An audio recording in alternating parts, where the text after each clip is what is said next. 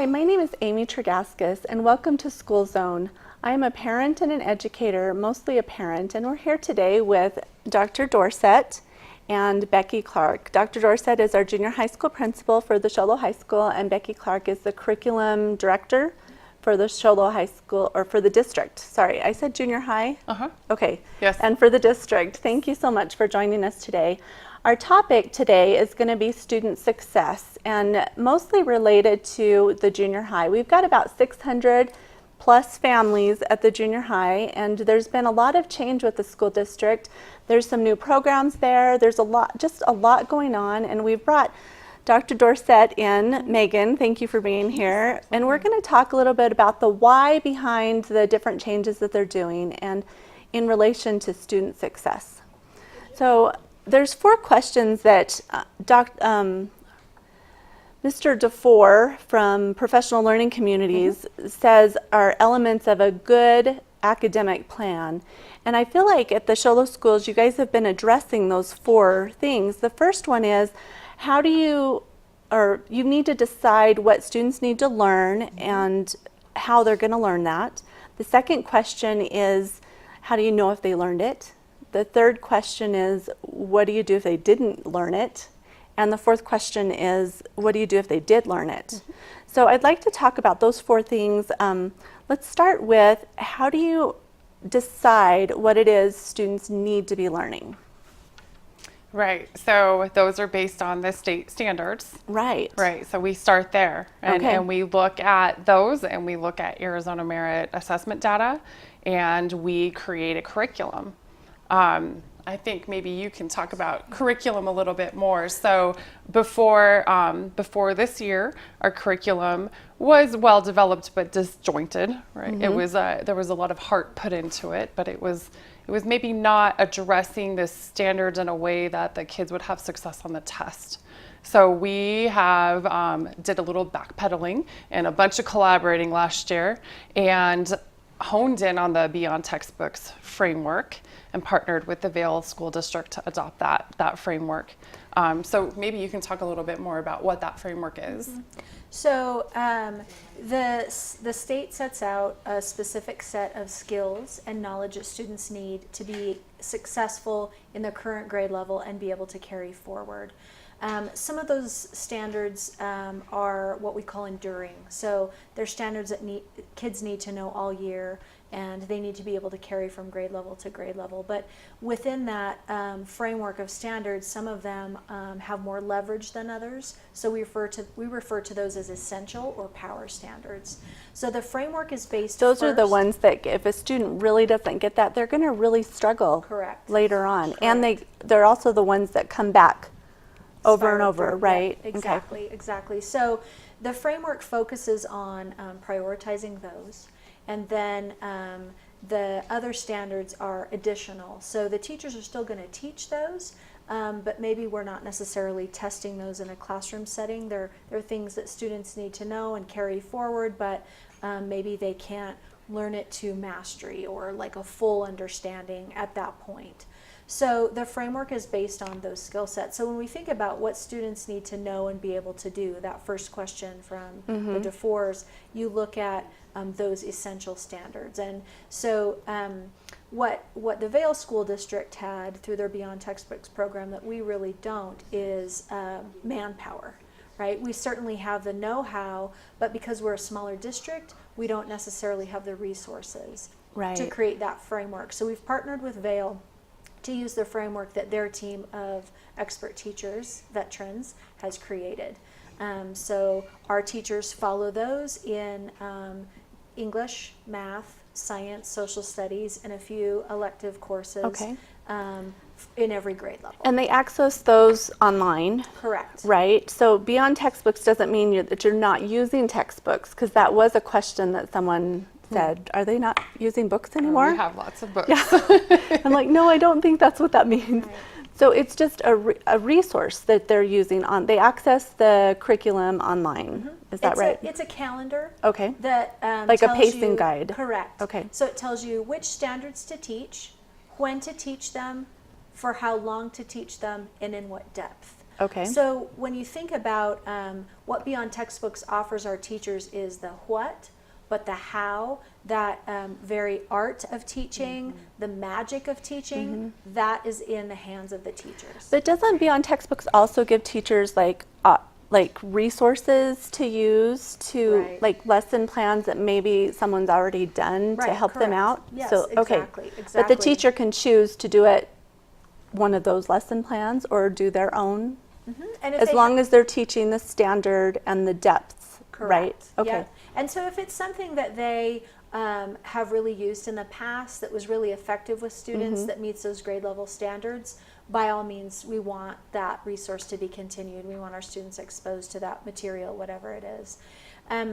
But you know, when you think about Beyond Textbooks, the teachers have a login to the website. There's also on our district website a link to the parent portal. So Okay. parents can go in and look at all kinds of things that are there, resources, table talk. So when your student comes home from school and you want to have a discussion with them, you're able to go online and say, hey, you know, I noticed you learned about this or that today. Tell me more about that. Oh, that's so great. That's I a didn't really know great that. resource. That's wonderful. I think part of that the teachers really appreciate, and then I think we all appreciate, is the unwrapped documents. So for every week of lessons or every standard to be addressed, there's the essential questions, vocabulary, sometimes there's rubrics to follow them, examples of what it looks like, how to teach it, and so it makes it very clear as to what is expected. So it explains, like when it says, oh, you need to go this deep with rigor, it shows you what that would look like Yes. for the teacher Yes. and what that would look like for the student. That's Right. lovely. Right, because the standards are big. Yes. You know, they're very Yeah. all-encompassing. So having some detail of what exactly they look like, That's great. is very helpful. So then the next question is, how do you know that they learned it? And that's part of this Beyond Textbooks plan too, isn't it? There's common assessments, right? Tell us a little bit about that. Yeah, so each unit, which could be 5 to 10 days, sometimes 15 days long, has a common assessment at the end. Okay. So say my 7th grade math teachers, they actually just finished a common formative assessment. So they give a 5-question quiz, 3 multiple choice and 2 extended response, Okay. based on what was taught during that unit. Then they look at the assessment results and see how kids have done. Did they get a 3 out of 5, a 4 out of 5, a 1 out of 5? What do I need to just scrap it and reteach this whole lesson because the class did bad? Or maybe these 10 kids need to reteach, you know, time to learn it again. Whereas these kids, okay, maybe they did well, so we do something else with them. So we have that in place. Those are common formative assessments, or CFAs. You might hear that term. There's so many acronyms Yes, in so many education acronyms. that I can't keep up, and Right, I'm an right. educator. So Exactly. Thank you. And then there's the benchmark assessments too. So we'll have Okay. a benchmark at the end of each quarter. are those still with Galileo? Nope. Okay. They're all with Beyond Textbooks. Yes, Okay. And they're specifically aligned to whatever was taught that quarter, as Yes. opposed to Nice. the benchmarks that we used previously assessed all the standards For the whole every year, time yes. for the whole year. So at the end of first quarter, a student took an assessment that was all the content they were supposed to learn in that year. So breaking it down and having students participate in a test at the end of a quarter that tests what they learned that quarter builds confidence, and it also gives our staff an accurate picture. Well, it of makes what a sense student to needs. kids. I know my kids would come home a little crabby that they'd be tested over everything, but they Yes. haven't learned that yet. So, Yes. but they got a low grade. And if I struggle a little Yeah. bit and I have to be tested over everything, I'm going to shut down, right? Yeah. So it's hopefully supporting success and motivating I will say students. that though that the teachers were really good about explaining that to the kids last year. I think your teachers are fantastic, and they're really trying to let the kids know what the assessment is for, what standard it is for, Right. what they're supposed to be learning, the purpose. I think that helps. Yes. So, Yes. okay, keep going. Sorry, I interrupted. Well, do you want to talk a little bit more about assessment, or? I think that what's neat about the teachers giving this common assessment is it gives the teacher an accurate snapshot of what they just taught. So they're going to teach for 5 or 10 or 15 days, and then they're going to stop and they're going to take a little dipstick measurement. Where are my students now? Because they know where they need to be by the end of the quarter and by the end of the school year. The other thing that's great about it is it's common. So we give a little test like for example in 7th grade math, all the 7th grade math students are going to take that test at the same time, and then the teachers are going to analyze the results together and talk about what worked, what didn't, so they can kind of reflect back on where the students landed in terms of the standard, and then what they can do in response to where the students are. So that's what I like about it. So if I'm a teacher and I look and I say, my kids did really bad on this question 3, but everyone else's did really great. What are you doing? Like that conversation happens. Like, what did you do in your class to teach this? And maybe I need to try and use those methods in my class when I reteach it, right? Yes. Okay, so the next question is, what do you do when they don't know it? And I think this comes into what the whole schedule that you've got set up. So that's affecting lunch. It is. But please tell us about it. Yeah. Remember, the purpose is student success. So yes. Tell us about that. So we went rounds last year trying to figure out how to fit reteach for math in, right? So what do we do when those kids don't know? How do we make sure that they have an opportunity to relearn, right? And be successful at that standard again. And then we also incorporated what's called daily math skills, which is part of the Beyond Textbooks framework, which starts out with addition and subtraction, super easy, but then rolls into more complicated mathematics to build fluency and automaticity. Right, so part of the standards is fluency. Yep.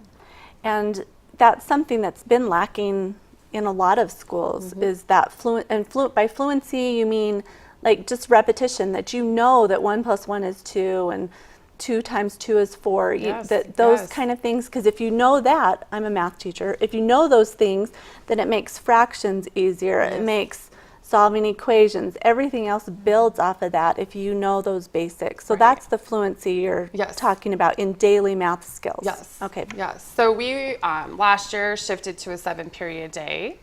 And then we were trying to figure out how to fit daily math skills in, which is about a 15-minute program. And then also fit reteach in our 7-period day. So, and then also during lunch, we had a significant amount of discipline issues, right? And so we're like, okay, how do we tackle this? How do we separate the lunches? So maybe kids have their own time per grade level, and there's not 600 kids out on the field at the same time. And also have daily math skills and then reteach in math, which is also called win time. We call it win time, what I need, win time. W-I-N. W-I-N, what I need. So how do we put all this in a day? Right? That's a huge challenge.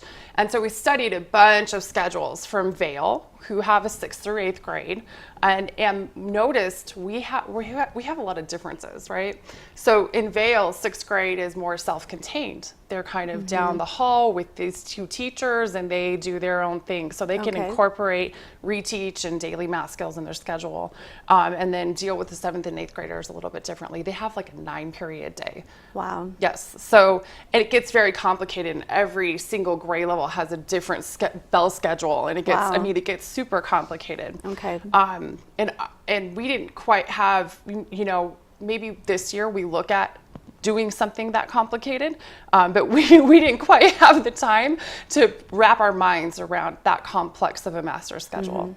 The other thing that is so unique about the junior high, and which I love, and I doubt that there's any other school in Arizona, I could be wrong, but I'm very proud, is how many electives we offer, right? So all the schedules that we looked at from other BT schools, middle schools that incorporated BT, Beyond Textbooks. Beyond Textbooks, middle schools that incorporated daily math skills and reteach and enrich, had 3 simple electives: technology, PE, and music.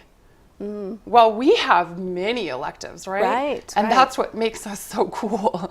So we're like, okay, how do we balance the electives and then address reteach and daily math skills and get to the point where we're addressing the whole student, but then making sure that they're being more successful in math, because as you might know, our math scores are below the state rates of passing. So we need to adjust that. It's important that we do. So then we got together as a team at the district level, at the school level, the whole teacher staff. We worked a couple different options out and decided that we would make a lunch rotation. So lunch for all students is 29 minutes long. We cannot technically count the passing period to lunch. That's part of our lunch minutes. So it's 29 minutes long. Okay. I go out on duty every single day at lunch.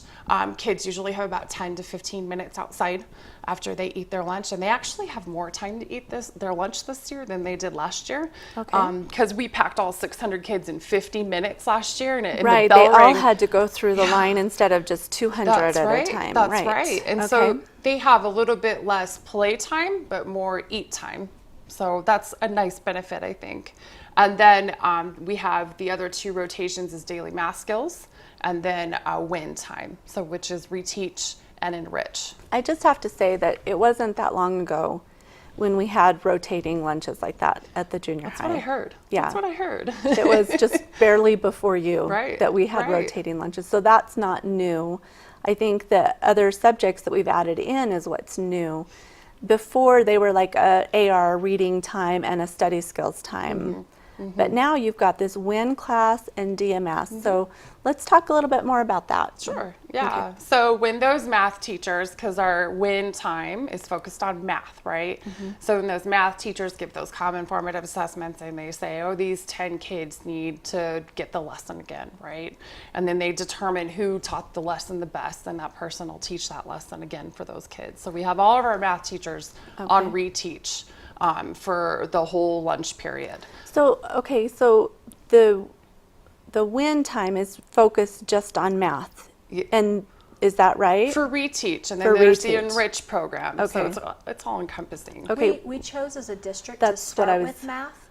That's also the reteach model that the high school is following for math. Okay. And we chose that initial target, because we felt like that's where our students had the most gaps, not because of poor teaching or bad kids, but because our system previously was flawed to provide them with an experience that got them ready for to help them be most successful, right? So we chose that first target as a district. That's not to say that we wouldn't build in some reteach time for language arts, English, as the years go by, but right now, and let me say this, our elementary schools, Whipple Ranch, Linden, and Nicholas Homestead, are all doing reteach and enrich for both math and English language arts. Mm-hmm. So this math focus is really just for the older students right now. Okay, try and fill in some gaps to help them be more successful. I love the whole drive to just help our students wherever they need, wherever they're at, and it is a need. Yes, yeah. So when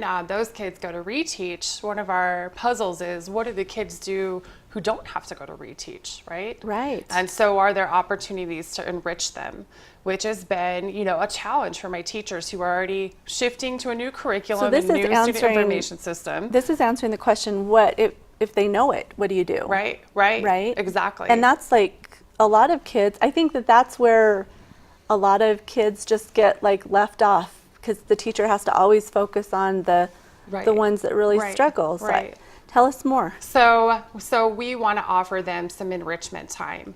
And so teachers are hard at work thinking about different things, like Mrs. Kime wants to do a Rube Goldberg machine and enter into a national contest. Mrs. Webb is actually doing some meditation and study skills and different things like that. So a lot of the teachers are very open to their students' interests and designing enrichment opportunities for those kiddos. One of the concerns is my kid's not getting enough outside time. So we as a staff have actually looked at providing those kids that are in enrichment a couple extra days outside, but then the other days would be like study hall, or study skills rather, so they have time to do their homework, organize their backpacks, catch up on homework, right? So like a structured recess and structured recess time, study hall time. So the science team in all their glory and their scientific data collection actually polled all the 8th graders. What would you guys like to do during Enrich? And so number one, by close measure, was structured recess time. So let's go out and do a kickball game, a soccer game, a disc golf or something like that, right? And then 2 and 3 were close seconds. They want relaxation time. And so there's so much research out there that ties meditation to decrease discipline, increase achievement. And I'm like, oh, that's great, right? They're feeling a little stressed, and they aren't would they? like time to do their homework and organize their backpacks and do study skills and study hall type activities too. My own child's an 8th grader, and when you said that, I thought those would be exactly the things that he would have chosen. So how do you divide up the kids? Or do they just go to any teacher? Oh, Or do they go, like, I don't understand that part. So they have a WIN teacher. Okay. And that is actually the Enrich teacher. Okay. So at the beginning of the week, they'll go to their Enrich teacher, and the Enrich teacher will say, you guys are going to go see your math teacher. The rest of you are going to stay with me. Okay. And then for the remainder of the week, they'll just report directly to those 2 different teachers, and we'll take attendance. Okay. And can I say something about the title of this class, right? It's called WIN, What I Need. And at the high school, they actually added an extra N, What I Need Now. Because the idea is the needs of students are going to be fluid throughout the year. If I come in, maybe this math unit that was taught, I'm good, I'm ready, I mastered the standard, I get 4 or a 5 on the common assessment, and so I go to an Enrich. But the next time around, maybe in 5 or 10 or 15 days when we've been through the second unit, maybe I have a hard time with that particular concept. So now for the next chunk of time, I'm going to be in a reteach getting what I need. And so the beauty of the system that Meghan and her staff have set up is it's very fluid. So students will move in and out of it, and the culture will be such that it's not punitive that you're in reteach, and it's not a reward. You're just getting that the you help go to that you Enrich need. That you need Yeah. at this time. So I like that because it meets the needs of the students where they are and provides kind of an individualized approach. I think it's really positive. I think It so too. sets students and up for success, and then that's going to help them do better in their courses. Right. I love that. Right. Okay. So tell me a little bit about what you do in DMS, Daily Math Skills. Okay. All right. Okay. So it's a routine, and the kids do a front and back sheet of fluency problems. They have 2 minutes to complete all of these problems. And right Okay. now we're starting out with double-digit subtraction or addition, and then we'll move towards multiplication, division, hopefully decimals and fractions. I don't think my brain's there quite yet. And then they grade the prompts and get a score, and if the whole class gets a median of 80, then they can move on to the next prompt after they get a median of 80 twice. Okay. Yes. So how do you grade in that class?